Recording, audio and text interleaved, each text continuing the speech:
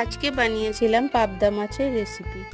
তো এই রেসিপিটা বানানোর জন্য প্রথমে পাবদা মাছগুলোকে ভালো করে ধুয়ে তাতে লবণ, হলুদ, সর্ষের তেল দিয়ে মেখে নিয়েছিলাম।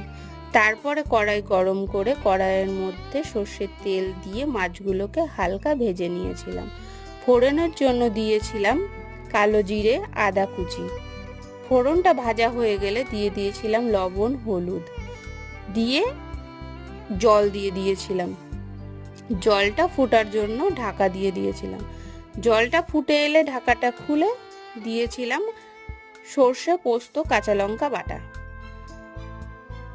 তারপরে ঝোলটা যখন একটু ফুটে এলো দিয়ে দিয়েছিলাম ভাজা মাছ।